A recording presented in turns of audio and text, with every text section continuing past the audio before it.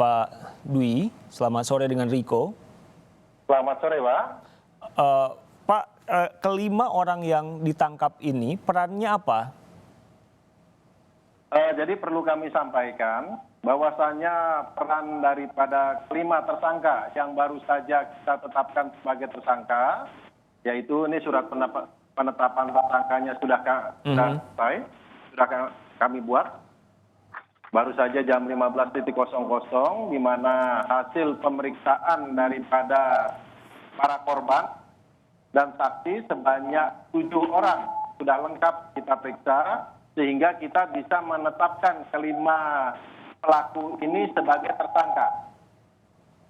Sehingga dari masing-masing tersangka, baik tersangka JT 45 tahun, TA 27 tahun, CA 23 tahun, dan PN 22 tahun, dan ABC 23 tahun, mereka ada yang melakukan pemukulan dan pengeroyokan.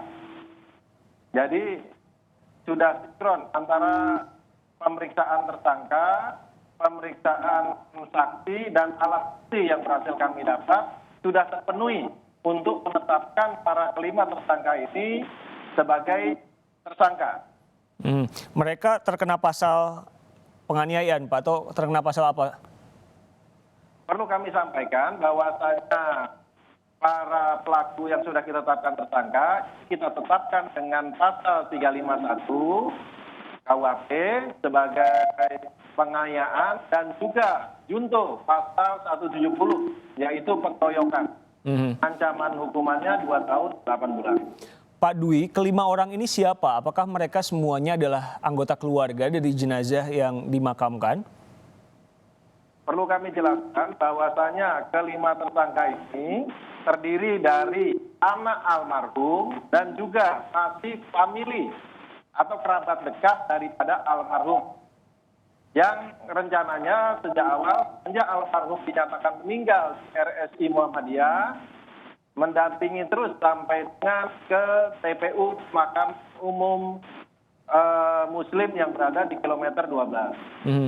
Pak Dwi, apa yang sebetulnya terjadi? Biasanya kan keluarga juga mengetahui ketika anggota keluarganya itu suspek COVID-19 dan ada prosedur untuk perawatan hingga pemakaman. Ini apa yang terjadi? Kenapa mereka sampai melakukan perbuatan itu? Perlu kami sampaikan bahwasannya almarhum Hartini Saridewi ini yang berumur 58 tahun, jadi almarhum ini sudah 2 tahun sakit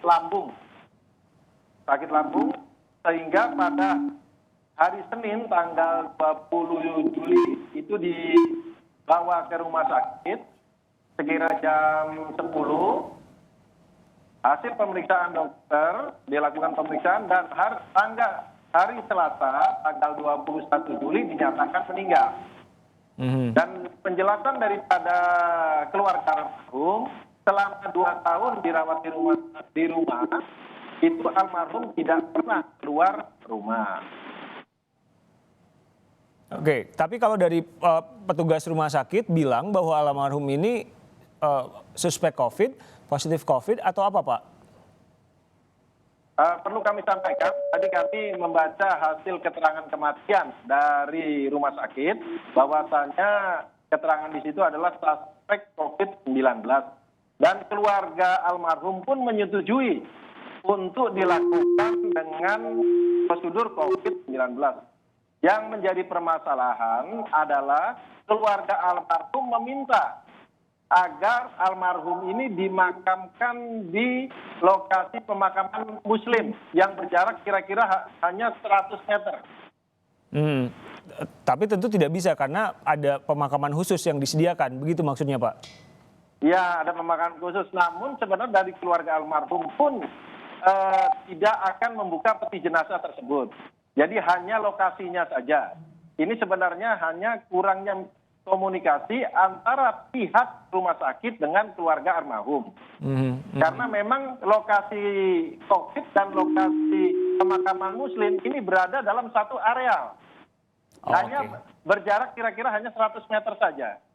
Baik, Pak Dwi terakhir ini kan soal penolakan pemakaman jenazah sesuai protokol COVID-19 tidak hanya terjadi saat ini saja di sejumlah daerah dan lain-lain. Apa yang ingin Anda katakan supaya tidak ada lagi warga yang misalkan salah paham kemudian berujung ke perbuatan melanggar hukum seperti ini? Terima kasih. Jadi untuk di wilayah Palangkaraya, setiap rumah sakit itu sudah kami tempatkan personil.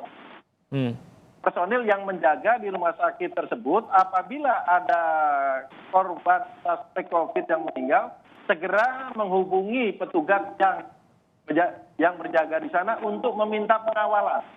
Memang anggota tersebut tidak berada di dalam gedung, namun berada di pos penjagaan yang berada di luar. Jadi akan ada pengawalan dari pihak kepolisian. Terima kasih Kapolresta Palangkaraya, Kombes Dwi Tunggal Jeladi meluangkan waktu untuk kami di Kompas Petang.